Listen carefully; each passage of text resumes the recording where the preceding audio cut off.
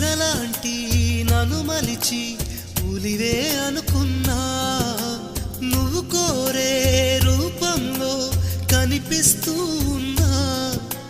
వెలివేసి వెళుతుంటే విలవిల మంటల్లో నాకు మనసుందంటూ చూపావే నేస్తమా.